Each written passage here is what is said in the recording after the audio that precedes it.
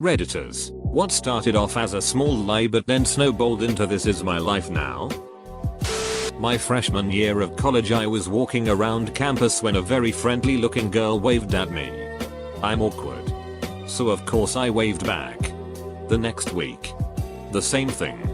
This began the weirdest saga of my life. For the next 2 years, we greeted each other as old friends every time we came across the other. She knew my name. Somehow, I never could figure hers out and it was way too late to ask. I just pretended I knew who she was and why she knew me. Finally, I joined the honors program and entered my classes for my thesis. Who should be in this class but mystery girl? I was horrified.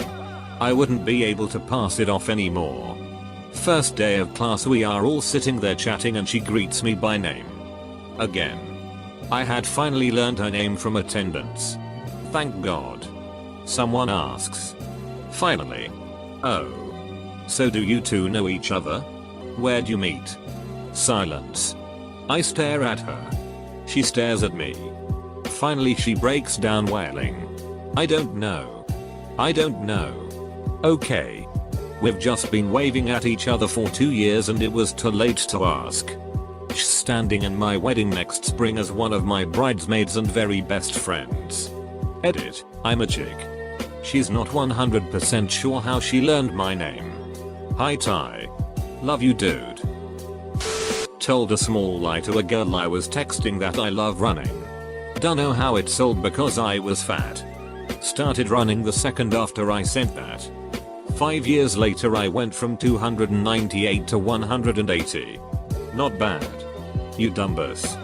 You should have told her you were a billionaire. Just kidding. Good job on the running. But seriously, a billionaire would have been better. Somebody thought I was Jewish and I didn't want to correct them because I hate confrontation. So now everyone in the school thinks I'm Jewish and my homeroom got me a Passover card signed by everyone. My brain told me it was time to stop but I didn't want to ruin the thought of the gesture. Your senior yearbook quote should be I'm not really Jewish. I became friends with one of the managers at Panera. One day as I was giving a cashier my order, he told her to give me the same discounts as they give to firemen, police and paramedics. I think he just chose this discount as it was an easy button to push on the register. Well, this cashier really thought I was a fireman. I'm not. So for the next 2 years this cashier gave me the discount. Even if she wasn't serving me, she would go out of her way to tell the cashier that was helping me. He's a fireman. Give him the discount. It snowballed into such an awkward situation that I didn't know how to get out of it. Luckily that cashier eventually transferred to another store and I now happily pay full price. My mother was a super control freak. So one of the ways I would avoid home was after school extracurriculars. I got the date wrong on a math team meeting. So I lied to my mom about it while actually attending the debate team intro meeting. I probably didn't need to lie, but it was always safer to not disrupt her precious schedule. Eventually, debate became a regular activity for me to avoid home. In 3 years, I was a state semifinalist and in college, I coached the high school national champions and turned that into a free ride for a master's degree. I have one. A good friend of mine did not have an umbrella on a very rainy day. One of her co-workers offered her a lift home. 1 lift home turned into 2. Then 3. Until he was shuttling her to and from work every day for months. This co-worker is also a very good baker. He would make these lovely cakes and pastries and offer them to her, which she politely took every day. Then one afternoon, on her way home, he stops and picks up his parents. He happily introduces her as his girlfriend. She was shocked by this title to say the least. They proceeded to invite her to a family gathering over the long weekend to meet everyone. His parents. They were so nice.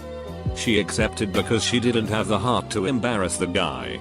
She went to the gathering, met with other family members, and he kept introducing her as his girlfriend. She never worked up the nerve to correct or stop him. Long story short, they are now married. Edit, I did not expect this type of response for this story. I will address some of your questions. Yes. This is a very real story. The man is incredibly socially awkward. He liked his co-worker for a long time. So driving her home and baking cakes was his way of working up the nerve to talk to a pretty girl. She always thought he was sweet and kind, but since he was never forward with his feelings, she only saw him as a friend. I am outside of the US, so there is a culture difference for some readers. However, this is still a bizarre courtship story in my country. After the family gathering, they sat down and had a long talk about their feelings and expectations, and he finally asked her out on a proper date. They went on to date for 2 years and have been happily married for the past 5 years. Some of you called it a romance between two socially awkward people. Good observations. I moved to a new city when I was in 6th grade, and on the same day I started, 2 other boys started, and they both knew how to skateboard. So I lied and said I did too. Then for months I lied about being able to skateboard to them and other kids at the school. And I never came clean because I didn't want anyone to call me a poser. So I bought skater boy clothes and a skateboard and learned how to skateboard because I lied about knowing how to skateboard. Still skating since then. I'm 27 now. An electrician came and priced up a job at our rental property. He greeted me with "Hi Ian. I've come to price some work up." I replied, "Yep. That's me. My name is not Ian. It's not even close to Ian." I was too British to correct him with his error, so I just went along with it. It's not the worst lie I've ever come out with. In my head I'm thinking, at worst the guy is just going to call me Ian again when he leaves. He was in my flat for a good 20 minutes, calling me Ian during conversations we had. Not once did I correct him. Just stayed in character as Ian. Weeks went by and he eventually came back to do the work at the flat. My MRS and me had the day off. I had forgotten about the whole Ian thing until that day. So I explained to her that if she talked to me that day to call me Ian. It's just easier. Living in a college town. Every year around spring graduation there's 1 or 2 I'm here to see my kid graduate. But I haven't been able to locate them families. Usually kids that stopped going, pocketed their parents' money, and or just gave up and couldn't handle telling the family. It ends sadly sometimes. That's a big lie deception to deal with and maintain. It almost always comes to a head. Not me but my dad. We moved and he was convinced the postman's name was Jer, as in short for Jerry. He greeted him by it nearly every day for about 10 years. We even gave him a Christmas card which he displayed down in the sorting office. Fast forward and we have a temporary postman. My mum asking him after a few weeks, "When is Jer coming back?" This was met with stunned silence and a puzzled look. With a resounding "Who is Jer?" No one works in the locality by that name. Turns out, his name is Declan and he was too nice to correct my dad for close to a decade. Oh god. That's not even close. Once my boyfriend's mom asked me if I like their bathroom soap. It's lavender. I don't like lavender, but I decided to tell her I love it. It smells so good. Now I have an endless supply. She buys me some all the time.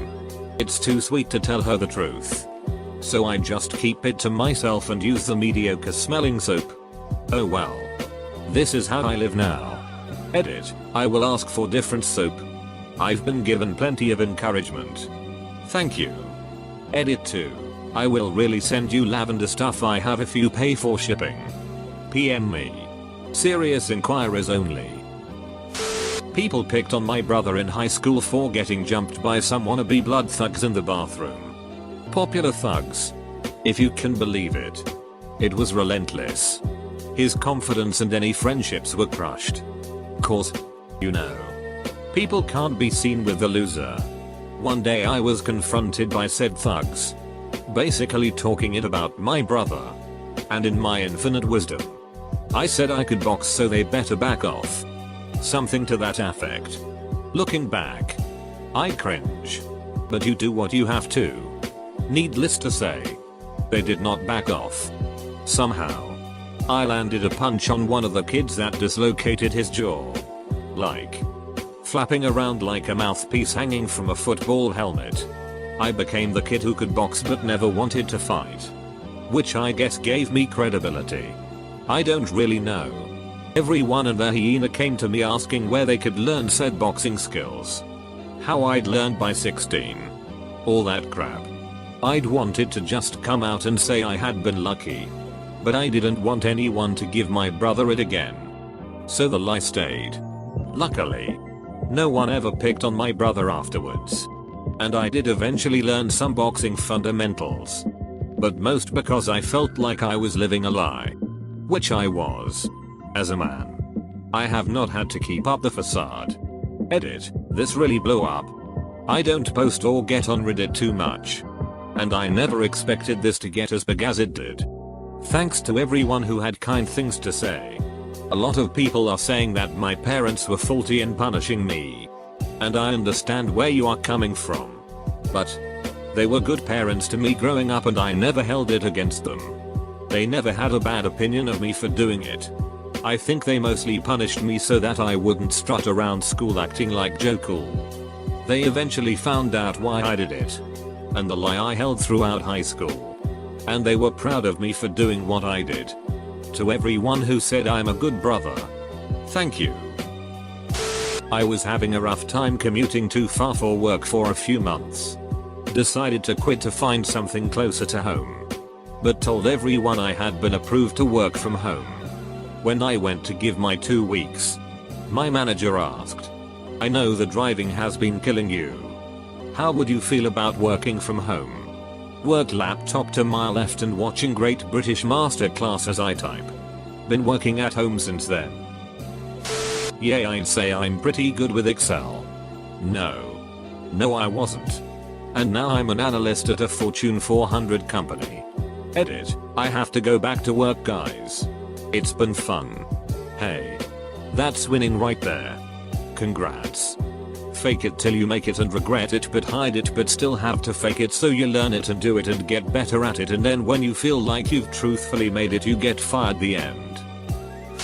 I was looking for a job and I didn't want to be a fast food manager anymore so I fluffed out my resume with computer skills I didn't have.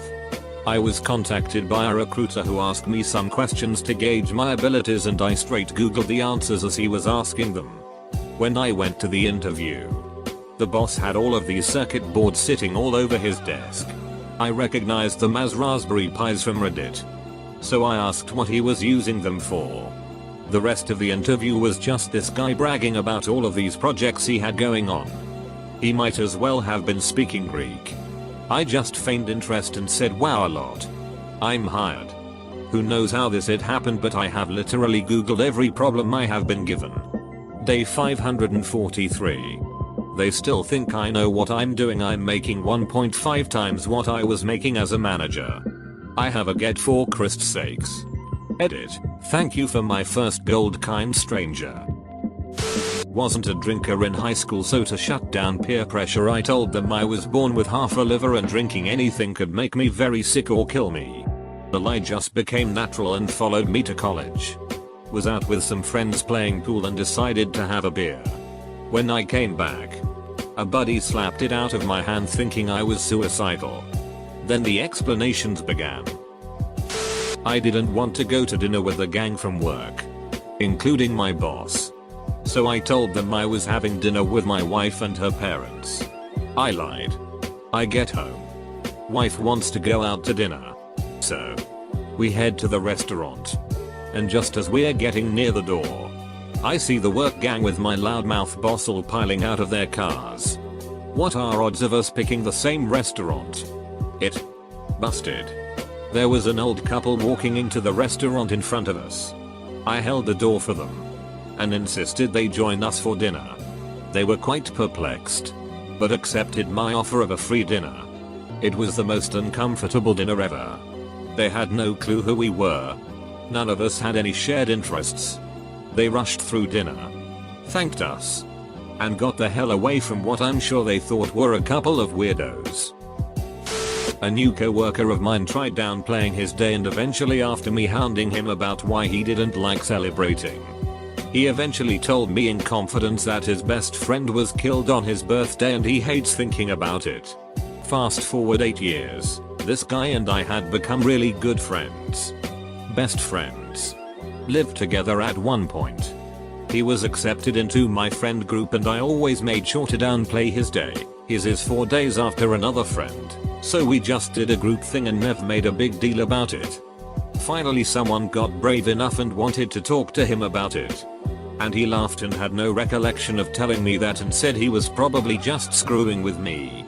He always wondered why no one wished him happy day. A dude I knew was giving this girl summit and she kicked him in the nuts. Okay. Extreme reaction. But such is life. He doubled over in pain. But since he was kind of a douche anyway, no one cared much. The next day, a Friday, his dad took him out of school for some reason. Then when he returned on Monday he learned that the big rumor was that his balls ruptured from the kick. And he had to get emergency surgery. Rather than correcting anyone, he went along with it.